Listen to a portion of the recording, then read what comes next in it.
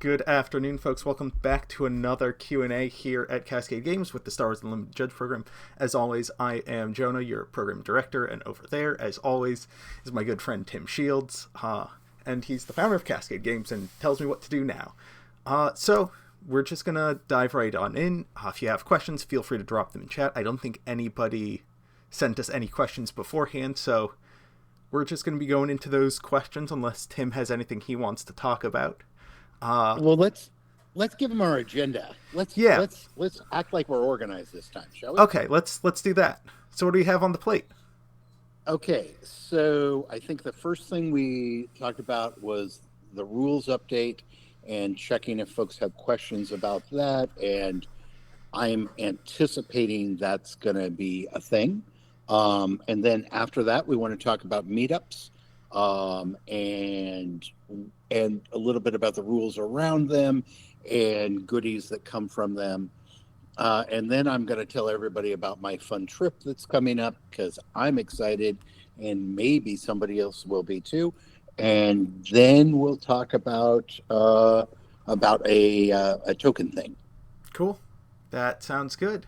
Yeah, so let's start with the rules update. The rules CR 4.0, jump to light speed. I got that in my inbox around 8 p.m. last night, and I was able to get into the hands of all you lovely judges by around 9:15 because I was in the middle of a D&D game.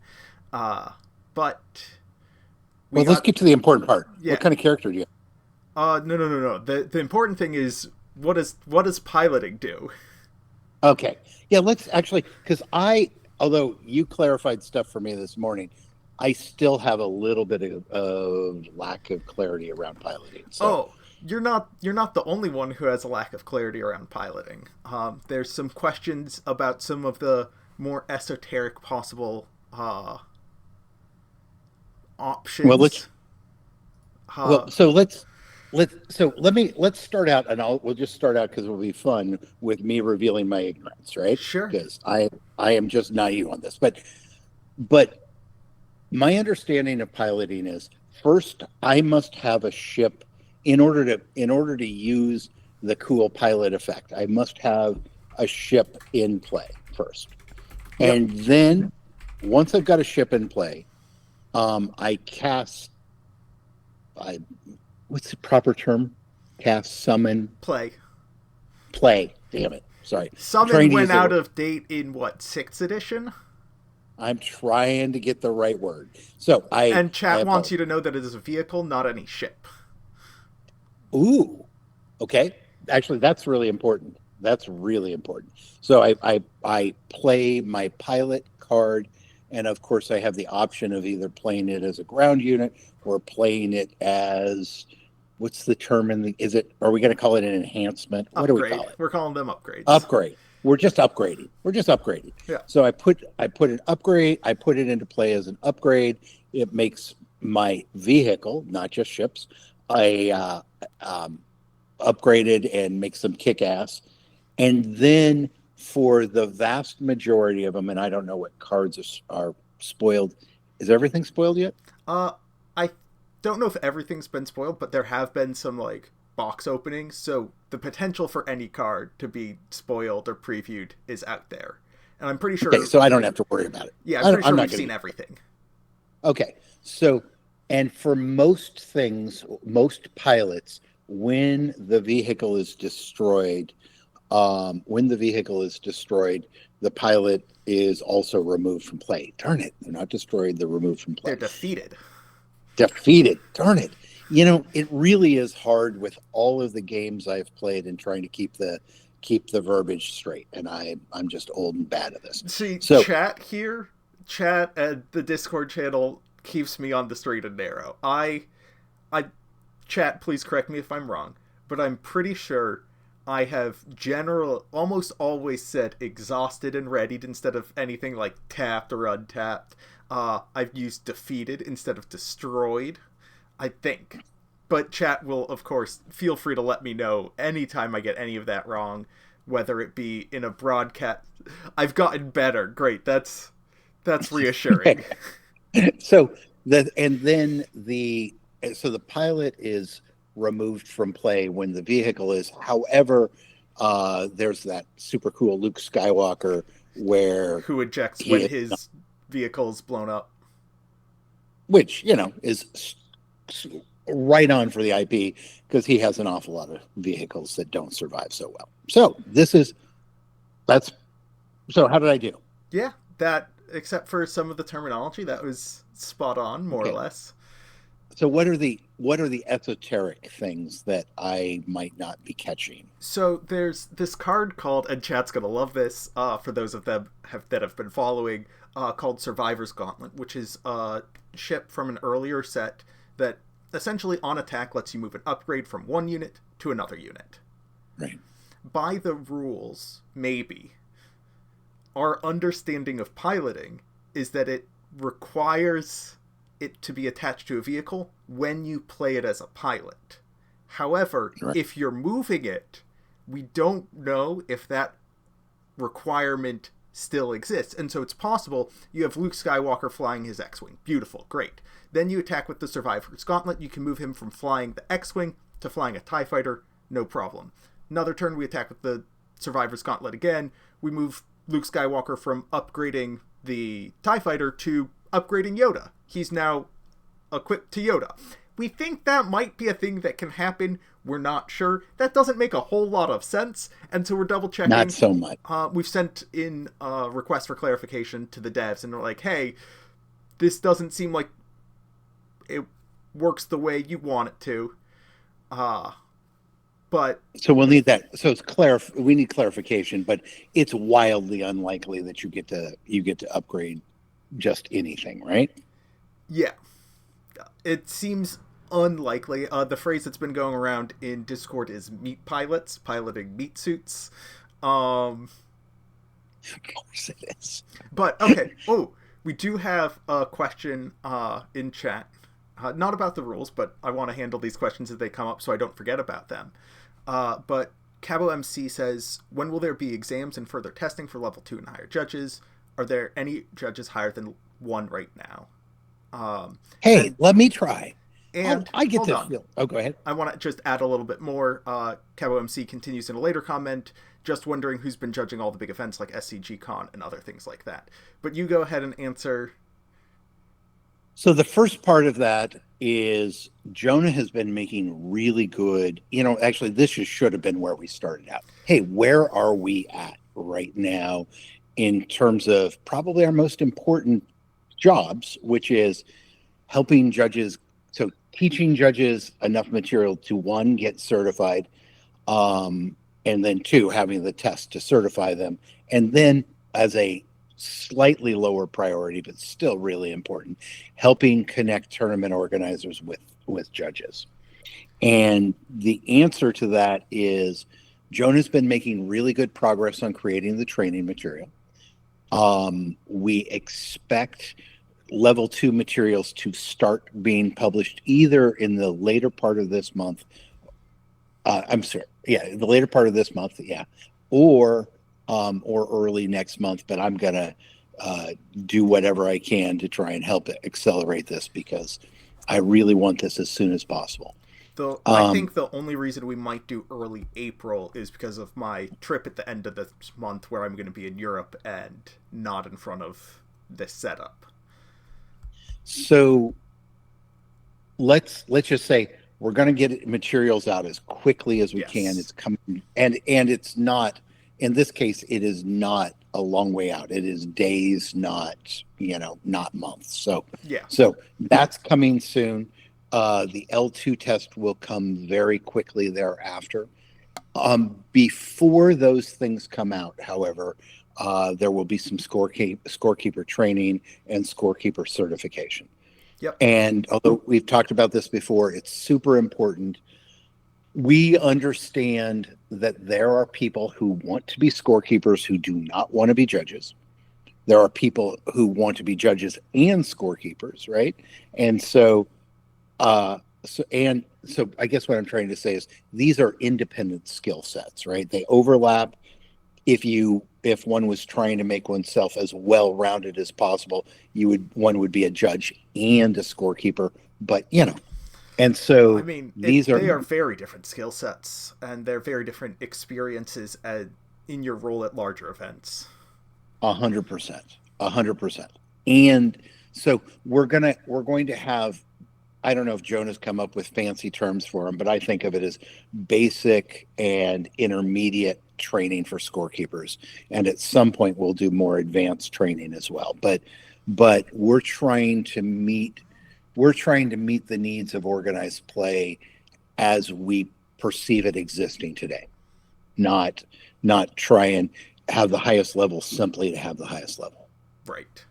So to expand on that a little bit more and to hit up some questions in chat, I've started, as mentioned, creating L2 content. I have the first couple of lessons scripted up. We're working with some fabulous folks who have a ton of experience with scorekeeping, developing those scorekeeping lessons.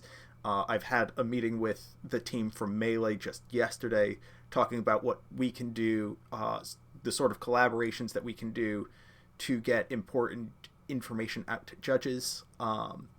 Something that this is coming from Brad Nelson, who's one of the directors over at Melee. Something that he wants And judges great guy, really to know like about, and players, is if you're ever looking for the tournament controller for your current event, if you want to, as a player, if you want to find information about your current event, if you just go to melee.gg/player, it will always redirect to the tournament controller for your most, like, the event that is coming soonest or the event that most started recently for you. And so if there's an active event that you're imparted, rather than going through all of the menus trying to find your tournament, melee.gg/player just finds your event for you. Oh, that's sweet. I didn't know you could do that. I didn't know that either. Like, talking with Brad, he showed me a bunch of things that I didn't know, and so I'm very excited to see that relationship continue to develop and then get that information out to judges. But a question. Actually, hold on. Before you do that, I want to add in a quick Yeah. thing. I went to the GAMA trade show, which for folks who are not familiar with it, is a trade show for retailers and publishers in tabletop. And one of the things I did while I was there in general to help promote, to meet with retailers, tournament organizers, and help them understand how judges can contribute to making events awesome. And while I was there, I had a meeting with the Melee folks, and I knew them all previously, but they're wonderful people, and we're really excited to work with them. And I expect we're going to do a bunch more. And then the other thing, because you were going quite quickly, I want to point out something that Jonah said, which is we're developing. When I say we are developing scorekeeping materials, the key part of that is that was not something Jonah was project managing it, but not doing it directly himself.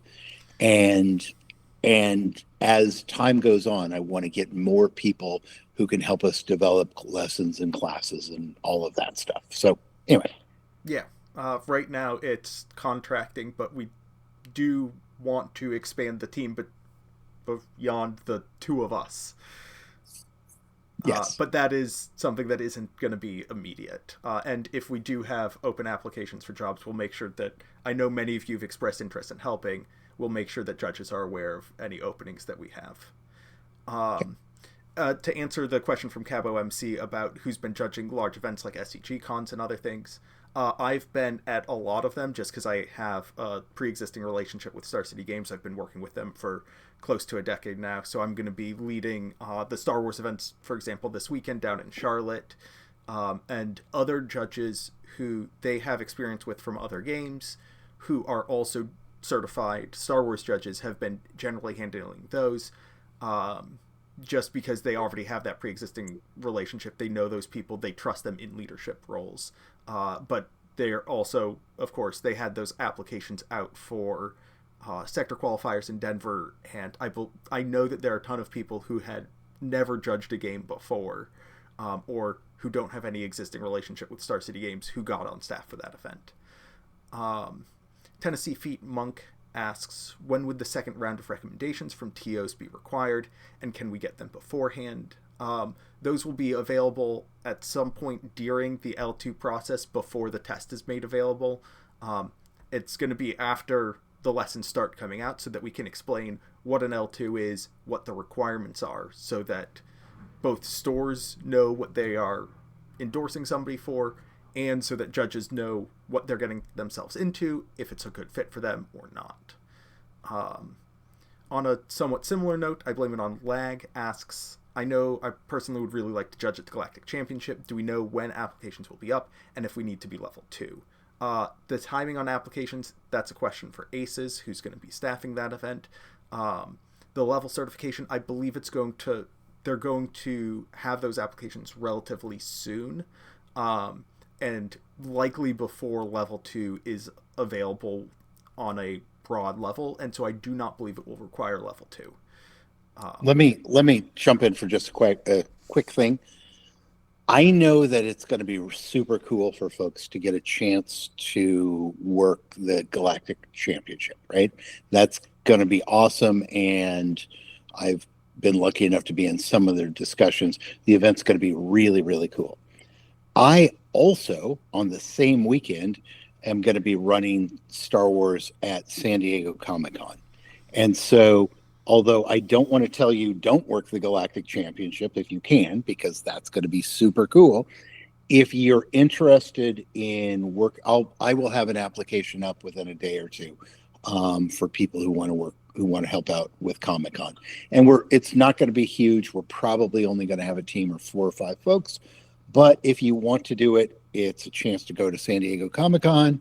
You get a Comic-Con badge, and you get the experience of working with me. It is a good time. It is a good time.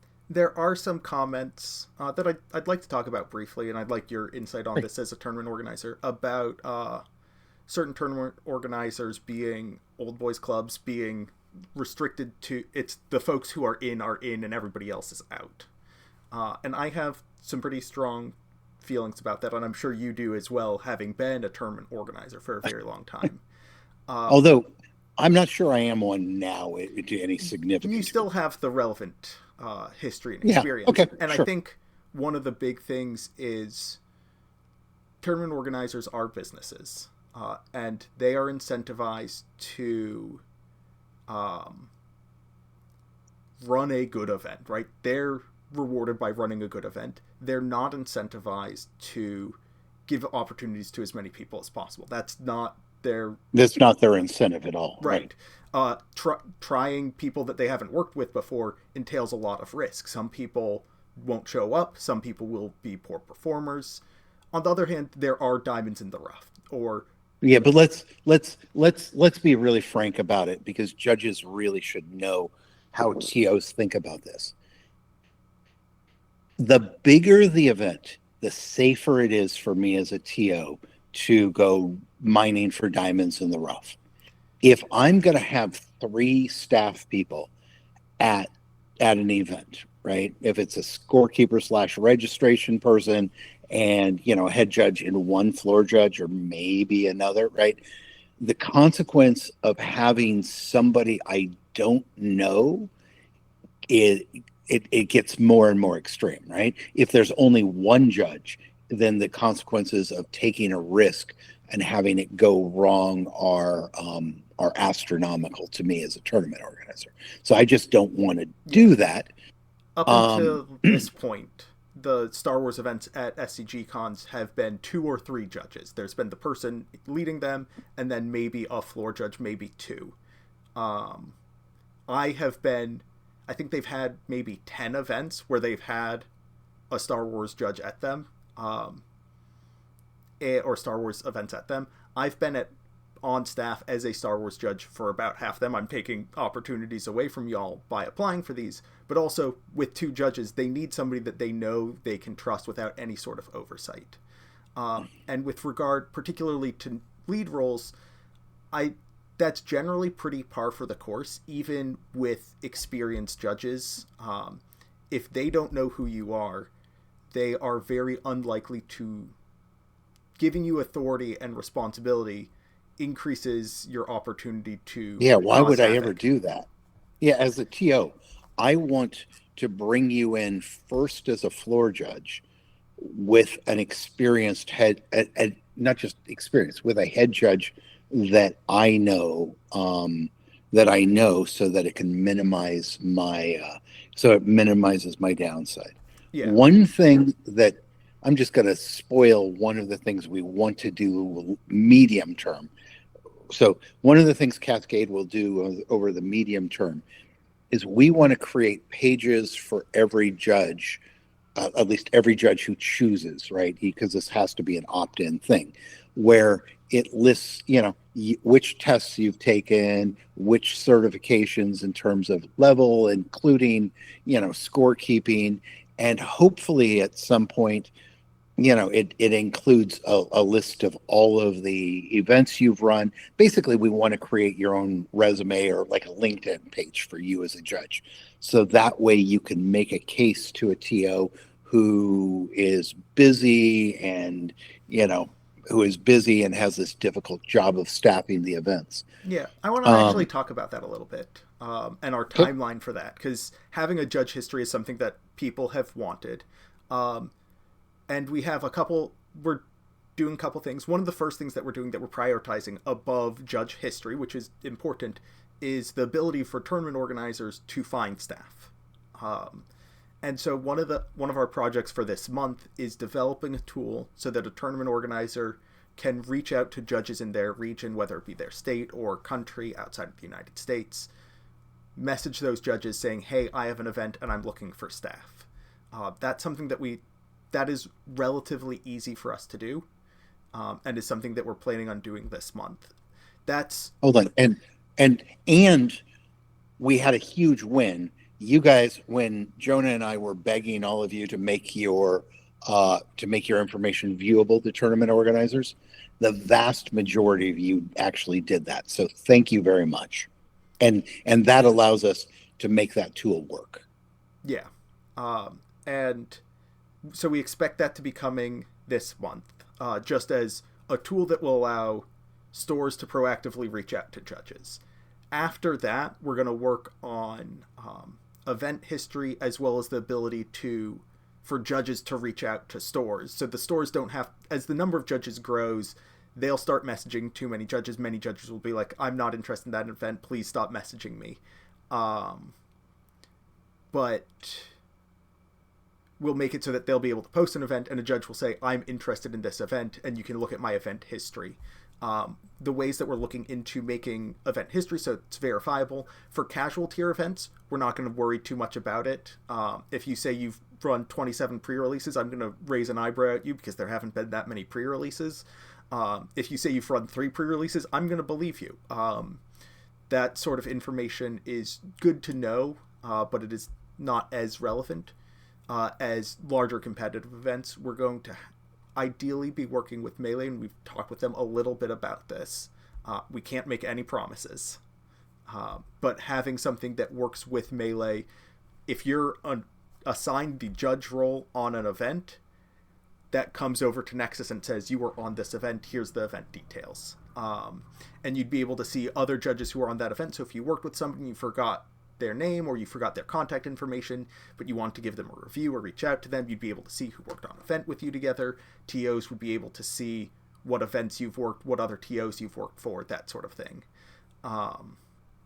Before somebody freaks out, I want to remind you, I did say all of this will require you to directly opt into it. We're not going to publish anybody's resume or anybody's judging history or anything else without their permission, right? We're super sensitive to legitimate privacy concerns and the law, right? It's both of those. So, and to get that data from Melee, there's a bunch of legal hoops we need to jump through, and we'll see how that goes. But the other part of it is, if you're judging an event, make sure your information's in that event as with you as a judge. It is, as I have gone through, not for Melee, but for many, many events, there's a tendency for folks to forget to put all the judges in. Yep. And it's actually there for that reason, and there's some other reasons as well. The including Fantasy Flight at some point in the near future is going to enforce a requirement that first you have to have an L1 for a planetary qualifier, and then eventually will enforce the rule you have to have a L2, and that list will be how they audit to make sure that the event in fact did have the appropriate level of judge. So I believe that requirement will be in place for the Jump to Lightspeed planetary qualifiers. So if you're on staff for one of those, make sure that you are on staff on the event so that the event is considered valid. That's a responsibility of the tournament organizer, but yes, but please do that, and please, and please just, for folks who haven't taken the L1 test yet, although that's probably not a lot of folks who are listening to us today, but it's a good time to actually, if you're an apprentice, to jump in and get your L1 test. Okay, Jonah, it's you. Alrighty. I think that covers the initial question, our initial opening. You had more questions on our agenda. I can't remember that. Okay. You wrote it down. Sure. Hey, Jonah, tell me about the meetups. Yes. Let's start really broad. What are we trying to do? What's the goal of a meetup? Meetups have several goals. We're trying to help connect judges with other judges, and we're trying to help develop judges. Those are really our two primary goals, education and networking. And of the two, the networking and community building is the more important, I think. Tell them why.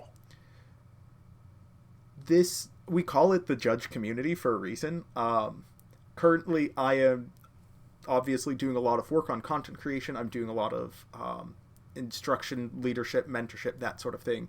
But in the long term, there are currently close to 300 level 1 judges. There are 1,600 apprentice judges. I can't provide individual mentorship to everybody. And as we talked about previously, when we were talking about getting on staff at events, as folks were mentioning, something that's really valuable for you to get onto larger events is having somebody vouch for you. And so if you're able to go to a meetup and meet a judge there who has been in leadership positions, who has worked with you, then when you apply for a job with a new TO, with somebody that you haven't worked with before, they can vouch for you. They can say, oh yeah, I've worked with this person before. They're great. I would love to see them get an opportunity in a leadership role. That is getting that vouch from somebody that TO has worked with before is so incredibly valuable, especially the number of people who come in and say, hey, I am the best judge in the world, at least that I know of, and so you should hire me and put me in charge of a $500,000 event with 5,000 players. Trust me, I'm good for it.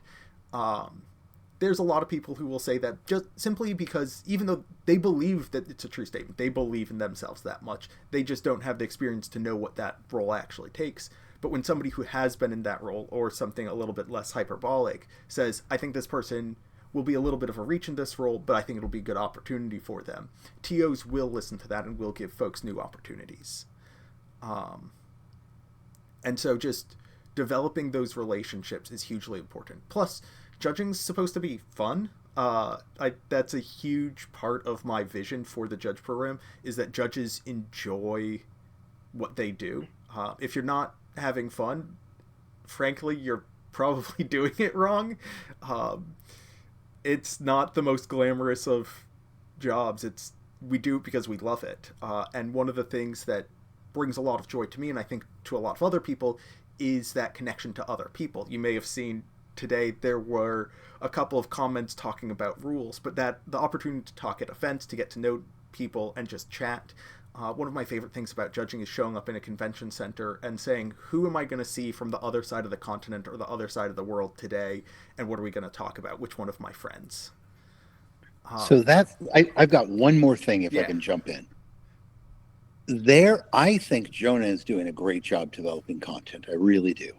That's absolutely sincere. And I want to publicly praise you for doing that. And there is material that's relevant to judges that is almost impossible to there's educational stuff that judges need to know that's almost impossible to communicate over video. Okay, there's particularly social skills, but there's also just understanding how to think and feel about some of the things that will happen at events, and the face-to-face interaction between judges where they share stories about, this is a time I had to DQ someone and this is what it felt like, and this is how I managed my level of stress, and this is how I was able to, although my stress level went way up to here, 2 minutes later I had to get the next round going of the tournament, and therefore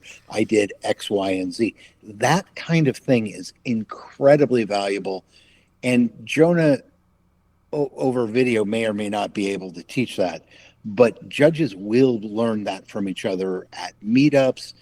There's level setting in terms of professionalism.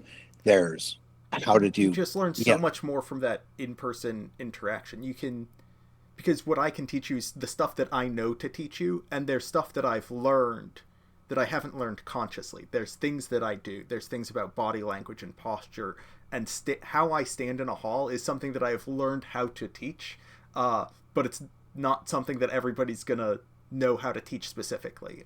And that sort of awareness and paying attention to the feel of the hall, even in a smaller event, even at your local game store, how you present yourself to players is important. And getting that by being in a room with another judge is important. And have you talked about judges level 2s endorsing? I have not yet. That's yeah. We'll save it then. Okay, we'll talk. Or do you want to do it now? We can talk about it for a little bit.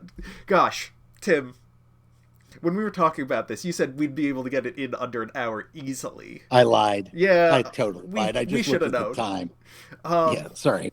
But no. Sorry. So one of the things that level 2 judges will be able to do is endorse candidates for level 1. And we give this power to stores because they know what a good event looks like. They know what the environment they want to create is. They know what they want out of somebody running their events, on a social level, on an atmospheric, environmental, personal level. And then the test handles the rules and policy knowledge. They don't have to know what's correct in the rules and what's correct in the policy. We handle that with the test. Similarly, L2s who are interested will get the ability to endorse level 1 judges. And this is, I think, it's hugely important to the sustained growth of the community, because there are a lot of judges who are like, I'm very passionate about this, I'm very excited about this, I want to help see it grow. How can I help my community grow? And having somebody that you're mentoring be able to turn to you and you're able to write them an endorsement, you're able to watch them at an event, see what they do, give them immediate feedback, and then write an endorsement for them so that they can go ahead and take that level 1 test. I think that's hugely important, and that sort of thing can spin off from meetups. Meetups are ways when we have level 3 judges, it's a way for you to develop a relationship that can get you a level 2 endorsement. When we have level 4 judges, it's a way that you can develop a relationship that can get you a level 3 endorsement, etc., etc. I'm really excited about meetups. So where are you going to have some? So, as I Blame It on Lag asks, do we know all of the judge meetups happening in Europe already? We don't know all of them. We know the meetups that are happening until the end of May. Those are the ones that we've announced. We haven't announced any past then, other than Galactic Championships and I think San Diego Comic-Con, because those are events that we're both definitively going to be at, and we expect a lot of other people to be at those events for whatever reason. But we have... I don't know why I'm holding up this many fingers. I think it's 5. I have 5 meetups on my calendar right now. I don't remember the exact dates, so I'm not going to say them, so I can't be wrong. Late March, I'm going to, on the Friday before sector qualifiers in Milan, we're going to have a meetup there. On the Friday before the sector qualifiers in Liverpool, the following weekend at the beginning of April, we're going to have a meetup there. We're going to take a couple weeks break, and then right before sector qualifiers in Richmond, Virginia, we're going to have a meetup. Then a week or 2 later, we're going to have a meetup before we're in the middle of PAX East here in Boston, because that's a nice easy one for me to get to, and there's going to be Star Wars Unlimited there, and a bunch of players and a bunch of judges. And then the last one we have on our schedule is directly before the regional qualifiers in Minneapolis. And so again, that's going to be sectors in Milan, Liverpool, Richmond, regionals in Minneapolis, and PAX East are the 5 that we currently have scheduled. So let me put a different nuance on that if I can. Yeah, absolutely. Those are the ones because I don't want people to think we're flying by the seat of our pants. Although, sometimes I do that, but we have a tentative plan for the year, and we're trying to confirm locations, firm up travel schedules, et cetera, et cetera. But those are the ones that are announced. But to answer this person's these are ones that question, we have plane tickets for. Those are ones we have plane tickets for. It is very likely that we will, I want to make sure we don't, it's so easy for me to go to an event in the United States, and Europe is much harder, right? And so, and much more expensive too, right? It's time, it's a lot of time in a plane, whatever. But we're trying to keep a rough parity of US and Europe in terms of number of meetups. There'll be a couple more in the US just because if there's an event that's right next to me, I can't not do it. But right. Me not going to PAX East, which is a 20-minute drive from my house, would be silly. It's a 20-minute walk from your house. So it's a little bit farther than that. But it wouldn't make sense to miss that opportunity. But having said that, the one other one that is almost certain is Essen, Essen Spiel is almost 100%. So, yeah. But we want to do more, and we specifically want to try and figure out a way to do as many as we can in Europe. Yeah. Alrighty. We have a question from Tennessee Feet Monk. When is the next round of judge promos, and have we changed our philosophy around distribution? Will old judge promos ever be reprinted? So let me. Oh, go ahead. You try. I don't think we've changed our. This is going to sound weird, but we haven't changed our philosophy around distribution. We've changed our understanding of what happens. We have different plans to distribute it because we want to make sure that promos get into the hands of judges. That's our philosophy. That's what we want. We didn't do it correctly the first time, so we are changing what we're doing. Yeah, I want to handle this because I'm the primary driver of this, and I want to own where my learnings are. Okay. The first part is right now. I really want people to be coming to these meetups, and when you go to meetups, we are going to use those. I guess in this whole talking about it, we talked about all of the advantages of it and getting an endorsement and building community. We're also going to be giving you promos at meetups. Just handing them to you. Just handing them. Well, actually, what I'm going to do is I'm going to have you pull up your smartphone or whatever and show me that you are indeed a certified judge. Yes. And then you get promos. So you don't get promos for just having a pulse. One piece that has not changed is I want to use promos as a tool to reward people for participation in the community. Okay. Another piece, and I got a lot of feedback about this, and I just need to be just straight up with you. There have been games over, the 30 years of TCGs whose stance has been something like this. Okay.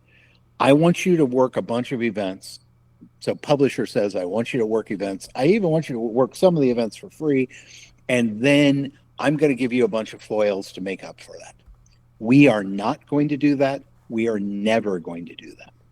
If you are waiting for an announcement that we're somehow going to comp you out for working for free, stop doing working for free, period. This will literally never happen.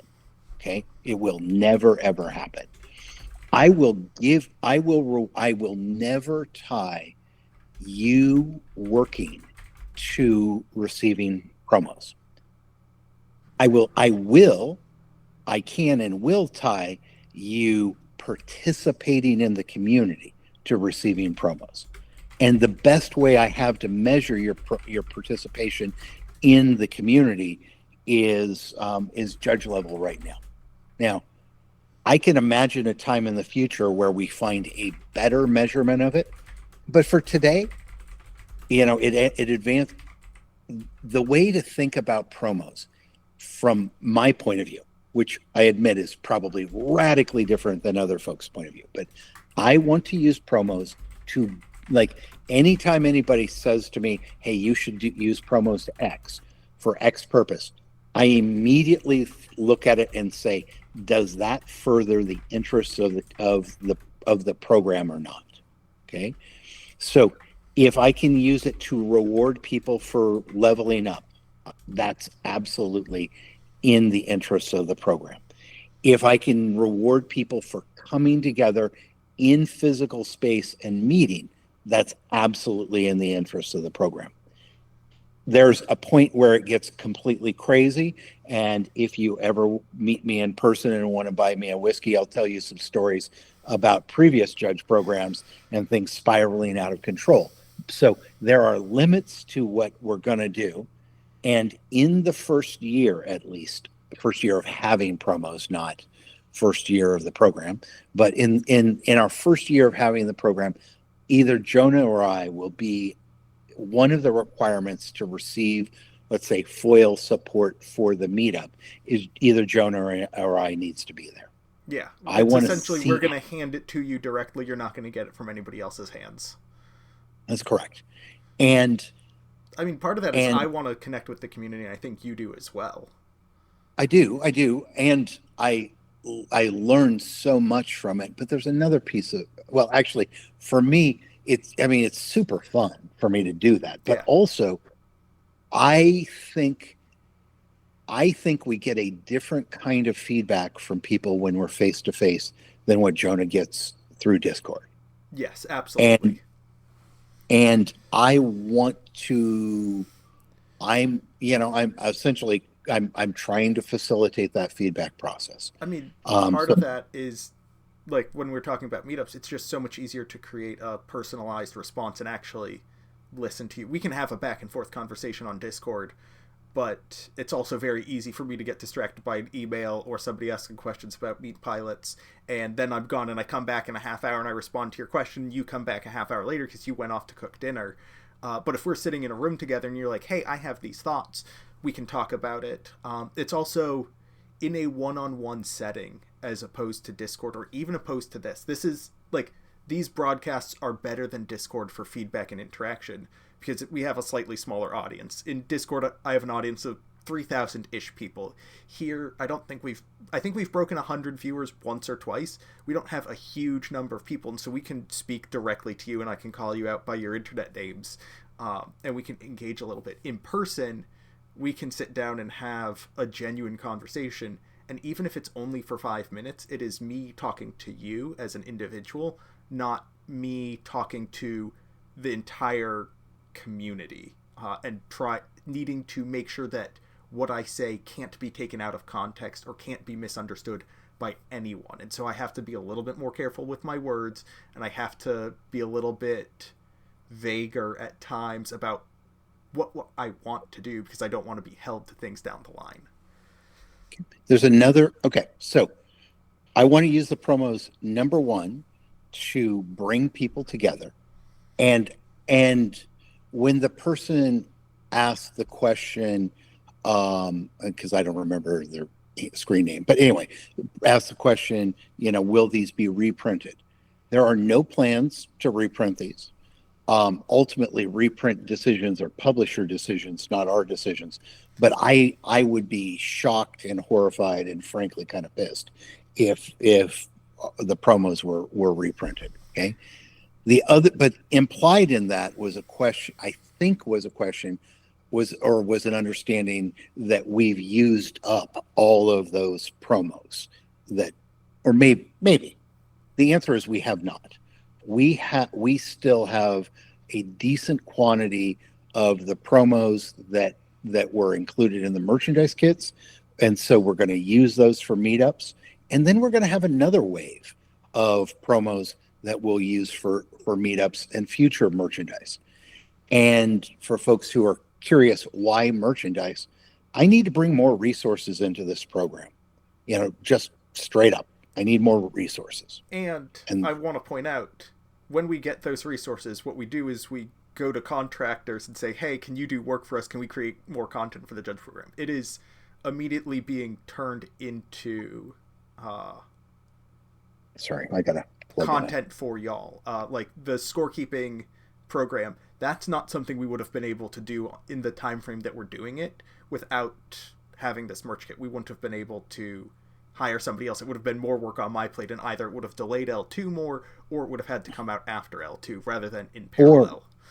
Or for that matter, I just went to Gamma to help promote the program, and again, that's what paid for that. So just know, we're trying to be reasonable as stewards, and so my philosophy on promos is very much, let's have multiple ways for you to get promos.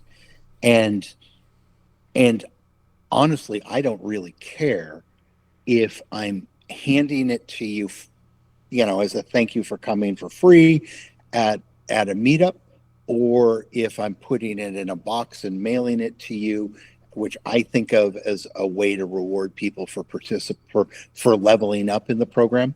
And I am also open to additional ideas. And, again, Tim at CascadeGames.com if you want to share an idea. But the test is not, does it make you feel happy or your friend happy or give you a complete set or something? The test is, does it build the program in a meaningful way? And if it does, I'm very likely to say yes. And if it doesn't, not so much. I mean, the other requirement is logistically feasible, but that's, God, several cans of worms inside other cans of worms that need to be imported and go through customs. Yes, absolutely. It needs to be viable. But something like rewards for leveling up, what we might be able to do, this is again speculation, is at large events, I just go to an event and be like, hey, you 12 people, you 20 people, you've leveled up since the last time, here are promos for that. If you're not able to get to a large event where one of us is, or one of our representatives is, we'll mail it out to you, or mail it to a store, include them in store kits, something like that. We need to figure out the logistics on a lot of things, because there are a lot of great ideas, but keep in mind, we need to be able to expand the idea to be global. The game, we have every reason to believe that this game, actually, this is an important thing for folks to know. The game's doing I just had meetings with the folks at the publisher. I'm going to do more of that soon. We'll get to that in a minute. But the game is doing very, very well. Very well. And when games do well, I don't have anything official to announce, but, when games do well, they get translated into other languages, things grow, right? And there's so much room for this game to grow. And so the message isn't, oh my gosh, we got to grow, we're in trouble. The message is, it's going really, really well, and there's a lot of room to grow. Yeah. All right. A quick question from Tennessee Feet Monk. Are leveling up promos retroactive? They don't exist yet. No. So let's just say, hold on. I'm not saying no to, we couldn't do something retroactively. I'm saying there is not. Oh my God, Jonah, can you imagine people saying, oh, this is coming soon, and so I don't want to level up? I have not signed off on, and Jonah and I have not talked about giving promos for people to level up. I'm actually a little skeptical about this idea, so let's just pretend he never said that. You said it first. Wait, no. I want to give people promos as they level up, not for leveling up. So, for instance, let me be concrete. Later in this call, I'm going to talk about a merch kit. Okay, it's a merch kit that is only going to be available for folks who are level 1. Okay, I think of that as a way of rewarding people for leveling up. At some point, we'll have a merch kit with promos that are only available for people who are level 2. blah blah blah. I think of if it's not that that will be the only way to get those promos, but in general, if I can get promos to people who have put in the work to level up, if I can get them their promos first, that seems like an advantage for everybody. And that fulfills my philosophy about wanting to grow the program. That's a very good clarification. The other point I've got to say is super skeptical about anything that involves fulfillment because it's just super, super hard. Also, the big learning I had, there's two major learnings. One of which is, doing the concert ticket thing where everybody tries to hit the site within 30 seconds. Let's talk about that again. That sucks. We've got a better plan. Okay, we're going to try the plan and see how it works with a limited number, but yeah, that's something I want to avoid. Let's be a little bit more specific since we're talking about it. Okay, I think it's on our agenda. There's some other questions that I want to get back to. You know what? Let's do a couple silly questions, then we'll get back to promos. So these are both questions for you in particular. One, what is your favorite whiskey? And two, single malt or blended? I am not a purist. I'm fine with blended.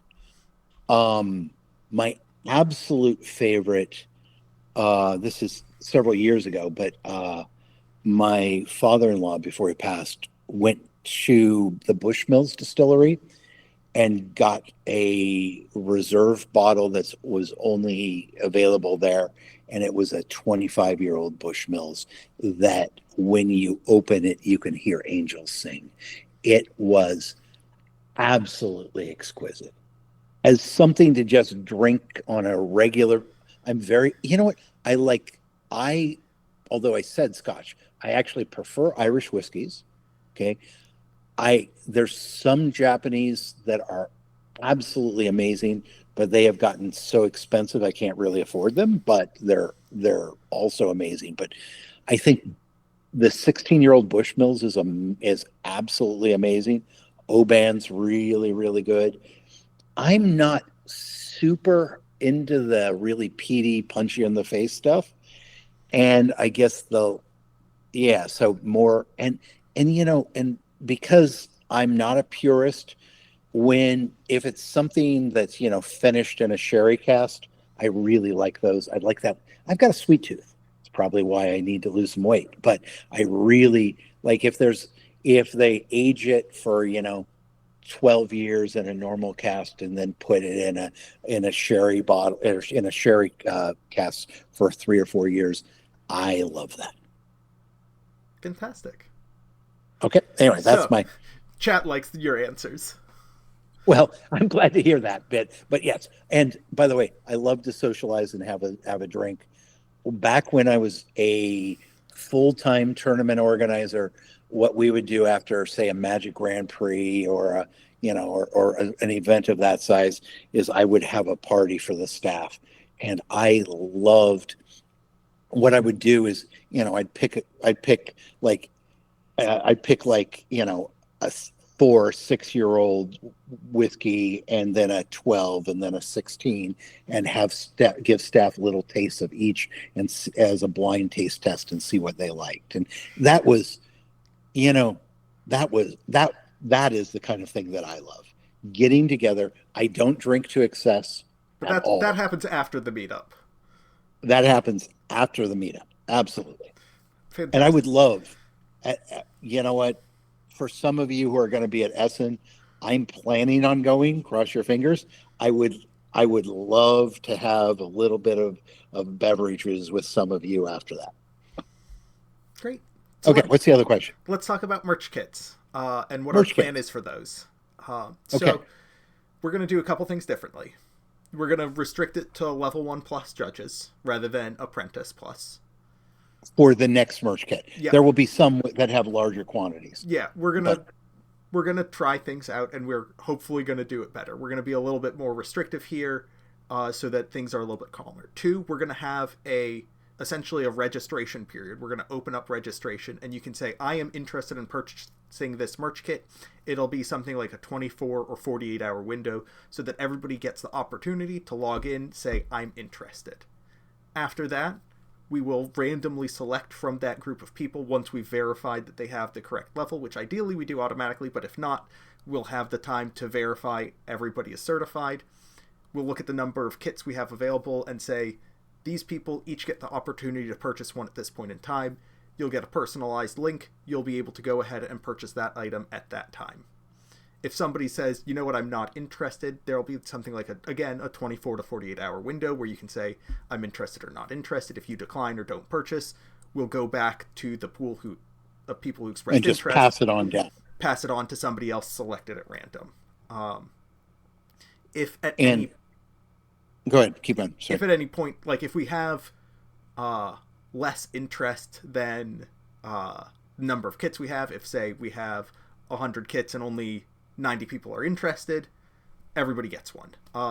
Notably, 1, not 3. We're going to bring the limit down to 1 just to make sure that it goes to a broader spread of people as well. So, again, it's going to be limited to level 1 judges. We're going to have a registration period that feeds into a lottery system with a purchase limit of 1. Those are the big changes. And I should say, we're going to keep experimenting. We're going to do this over and over again, and we're going to experiment. And I suspect there's going to be more than one answer because there's going to be more than one kit. Yeah. So let's say, hypothetically, let's say that there was something like a kit contained sleeves, and trading card game sleeves are something that have to be manufactured in large batches. Quantity is like 4,000 or 5,000 of a thing in order to print them up. So if we were going to do an exclusive sleeve kit, then, and we need to do 5,000 packs of sleeves, then we might loosen it and say 2 packs per person or something, two merch kits per person or something like that. So I don't want to tell you guys we're going to lock ourselves in to only doing it this way. And, who knows? Maybe this pre-registration idea fails. Maybe people don't like it. I don't know. But we're going to keep trying experiments, and hopefully we'll get better and better as time goes on. And if we have larger quantities of promos available at a given time, or if, the lottery doesn't fill up, we'll increase the quantities available or increase the audience. Again, this isn't set in stone. Well, yeah, and one of the open questions that Jonah and I haven't talked about. So actually, let's make this more specific. Yeah. So I've mentioned before, actually I should just call out a thank you to folks in chat, because one of you is the one who introduced me. Although actually I technically had met him previously, but it was years ago at a Destiny event. But Sean Aguilar is a community member, super active, has a 3D printing facility, and makes these really, really cool token holders. And what they are is it's a token holder. So GameGenic makes custom tokens for the game, right? And they're really, really nice. I like those tokens a lot. There's also when you buy them, and especially with the expansion pack that's coming out, there's so many of them. Yeah. And there are so many of them. And what he does is he makes a token holder. Okay. And so what I've done is made a deal with him. Sorry if that ding came through. I've made a deal with him and with GameGenic where we're going to do a test. We're going to order. I have ordered, and towards the middle of the month, I'm expecting to receive a couple cases of the tokens. Okay. And then we'll combine the tokens together with these super cool token holders. And for those of you, this isn't the official announcement, but for those of you who want to check out what the token holders look like, you can go. His business name is Eagle plus Crown, so Eagle and Crown. You can go to eagleandcrown.com. There's also an Etsy shop. which is Etsy/shop Eagle and Crown, to see what the token holders look like. And I mean, I think they're fantastic. So we're going to try a package that's token holders and those tokens, because those tokens are fairly hard to get your hands on right now. And then we'll put some promos with it, and that will only be available to L1s. Go ahead, John. So something that I want to address, Drewsworth1 asks, so if there's more interest than available options, you can still not get one if you don't win the lottery. And short answer is yes, you can't. However, one of the things that a lottery lets us do is it lets us see exactly how many people are interested in a merch kit. One of the things that we need to avoid, because we can't afford to lose money on merch kits, is having leftover stock. And so if we were like, okay, let's have 5,000 kits, that way every judge can get one because there are only 3,000 judges, we'd lose a ton on that. However, with a lottery, we can say, 300 people were interested in this. Next time we do this, we need to we can increase numbers so that we have more information of how, when we had the system of we just have this many in stock, and if you can't get it, you can't get it. We don't know how many people tried to purchase one and failed. We don't have that information available to us concretely. We have a lot of upset people, rightly so, and I have a lot of emails in my inbox that can attest to the number of people who missed on getting them. But we don't know, so we know that we undershot demand. We don't know by how much. And with the lottery system, we can better understand that. And the lottery system will also allow us, so if there's 300 L1s roughly, okay, by the time we have the next merch kit, maybe there will be 325, or maybe even a little bit more, okay? And if we have, 2 cases, I think it's 78 units, right? So if we do 78 kits for L1s, obviously not every L1 wants these, right?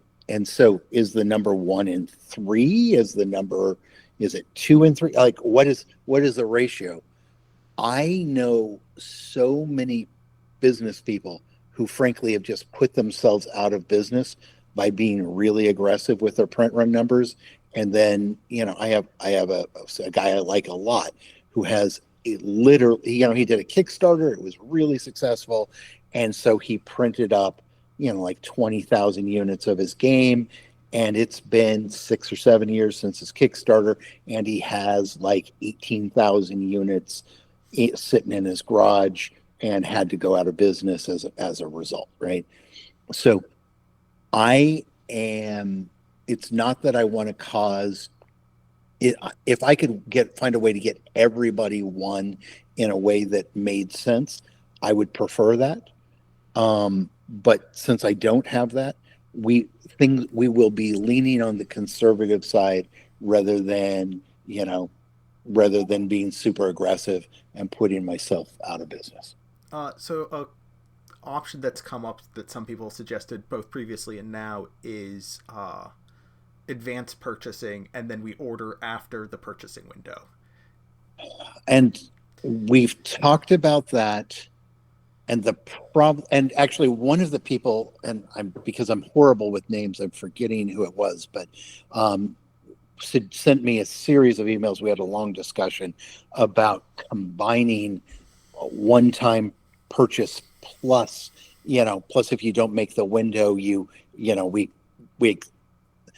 so make it available, order X quantity, and then allow people to order additional and receive it later. Okay. The problem with both of those are if we take your order today and then we order all of the ingredients to make the kit, in some cases it's 6-9 months. And we're operating, I'm not going to get political on you too much, but we are operating in a crazy environment in the United States right now. We just got the tariffs raised on transactions in China. Virtually everything that goes in a kit except the cards is manufactured in China.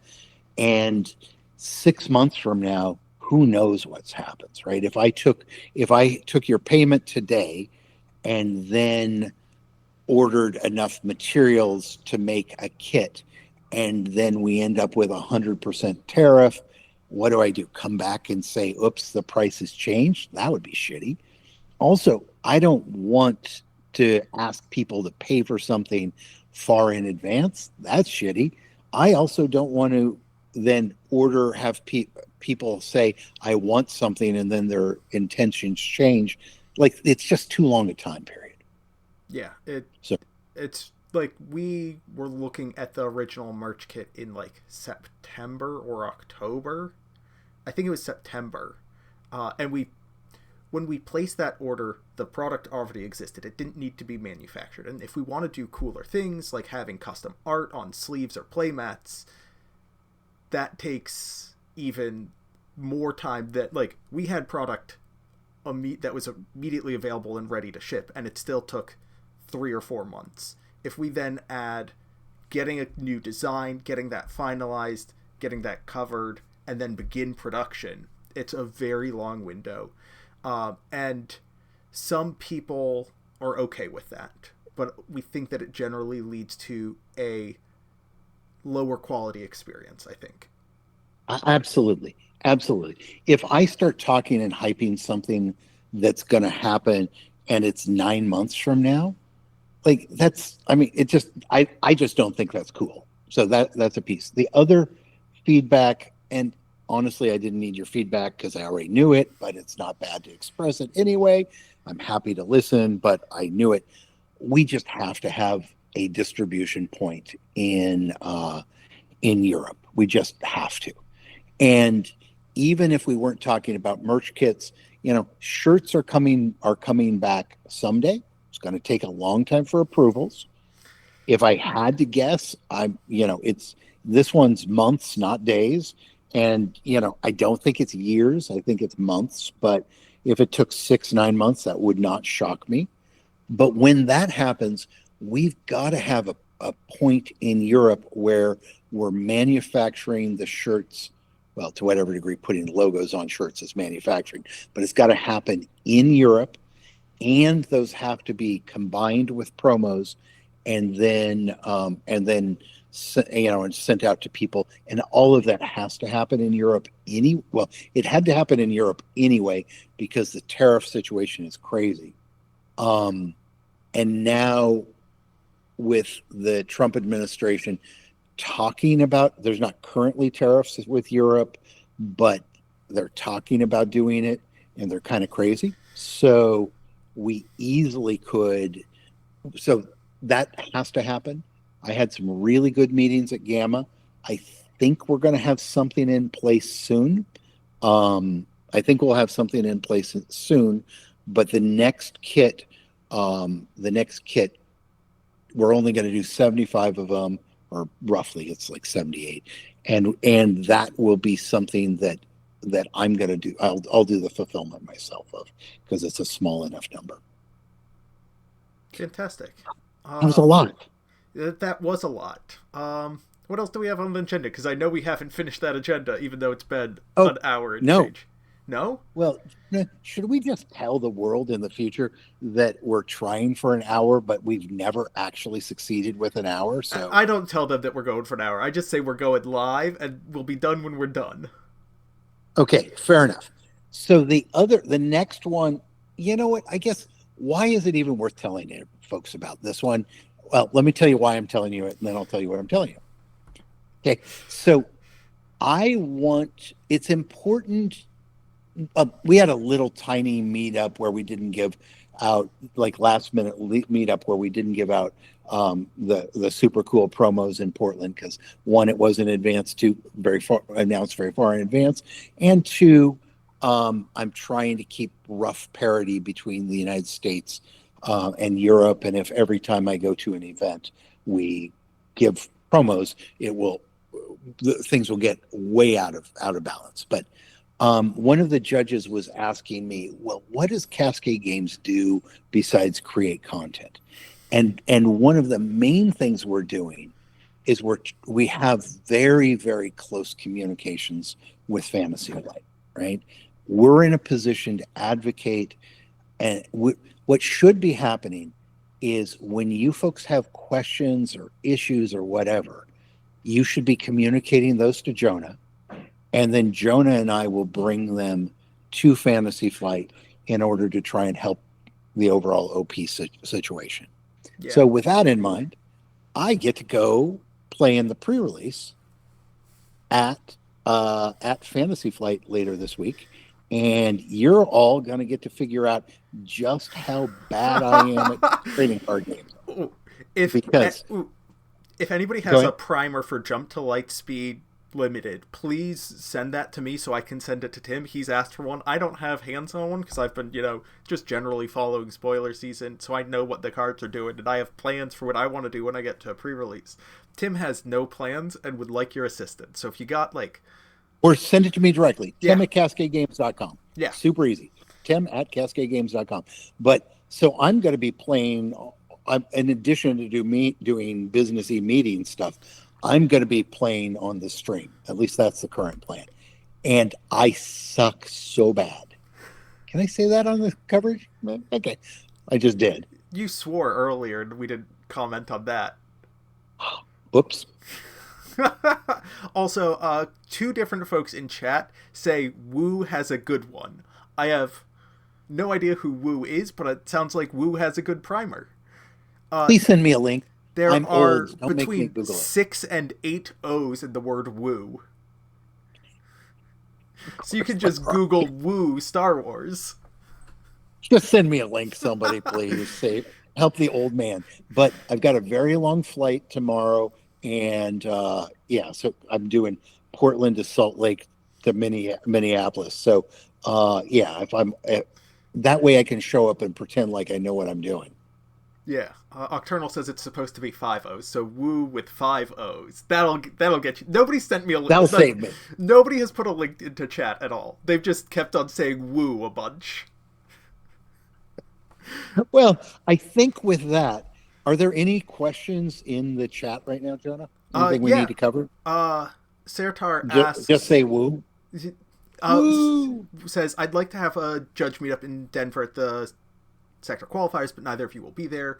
Can we set up a video chat or something? I know that there are a couple other folks in the Discord who've already been talking about and planning a judge-run meetup, and I've spoken with them briefly about trying to provide some educational and content-based resources. I'm, as I mentioned, going to be in several different places doing a variety of meetups, and some of the content that I'm planning on creating for those for myself include workshops, presentations, that sort of thing. And I'm going to provide those to, and I'm going to just throw them out into the Discord so anybody who wants them to run a get-together can use them in a get-together. But can we do a video chat or something for Denver? I would love to do a video chat.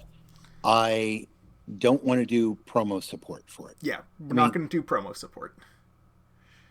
But something to encourage people to meet together.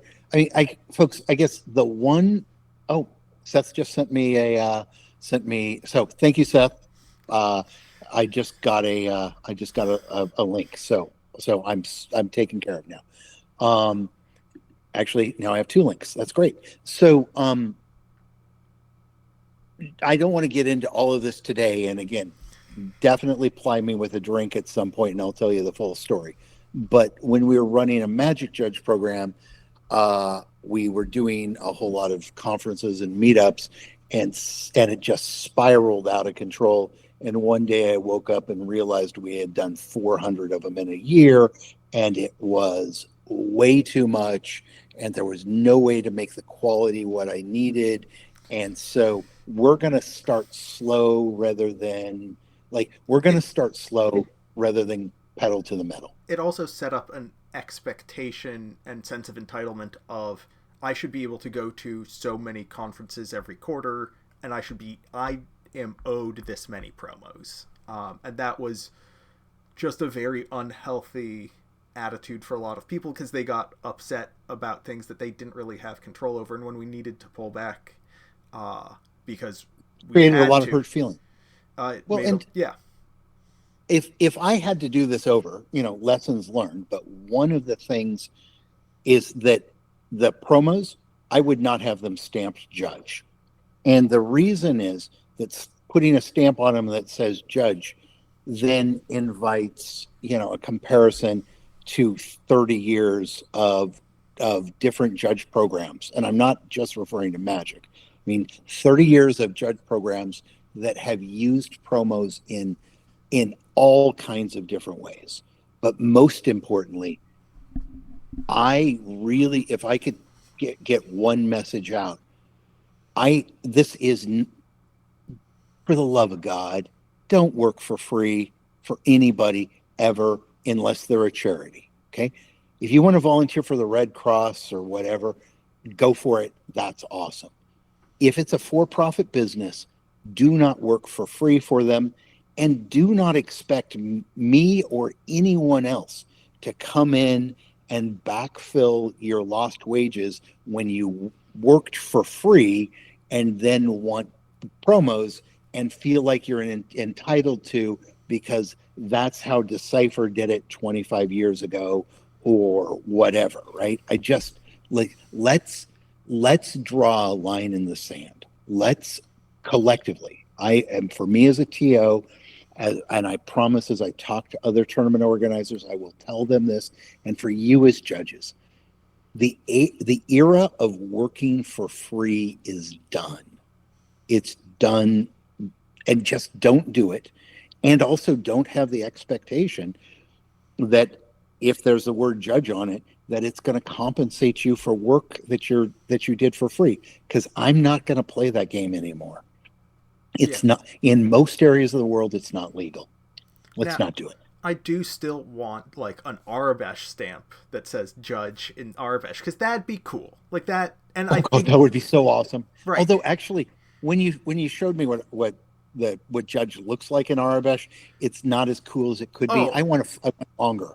I went like judge, maybe tournament official, or like more. I want more Arabesh. Okay, we should really talk with FFG about this, because like I will. Great, because then we can get the approvals rolling on that, and being able to stamp cool, because that isn't just like, yeah, this is a judge thing. This is a Star Wars judge thing, and right.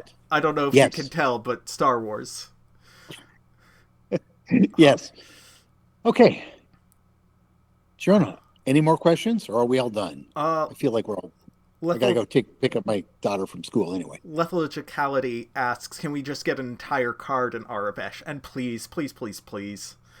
I'm gonna just shout out chat. If you have any questions, this is your last opportunity to. Tim has to disappear momentarily. But if you have any other questions, we've just been just a couple minutes over an hour. We're not... My tracker down in OBS says we've been live for an hour and 15 minutes. Nothing for us. Yeah. Nothing for us at all. Nice and short. Yeah. Well, thank you, everybody. I really do sincerely appreciate it. And, I hope to see you at meetups. I know Jonah's going to be the person at the bulk of them at first, but I really do want to get out and meet folks. I deeply enjoy it, and it's not just an excuse to have whiskey with y'all, but it is an excuse. Speaking of, the next broadcast is scheduled for the first Tuesday in April. I believe the first Tuesday in April overlaps with my trip to Europe, so I'm going to try and do that broadcast from a hotel with a laptop, and we'll see how it goes. And McFerguson has a question that I meant to get to earlier. A store owner wants to be an L1 judge for their own event. Who endorses them? Where's the line on appropriate endorsements for judges working at your LGS? God. This is relatively straightforward for us. This is a question I've answered many times. Okay, because I don't actually know the answer. So you got me. We want somebody who has seen you work an event and knows what a good event looks like endorse you. And so that can be somebody who works at your store as an employee. It's a little bit weird, but one of your employees can endorse you. If you are running a store on your own and you don't have any employees, you can go to another store and have somebody endorse you, or you can wait a couple of months.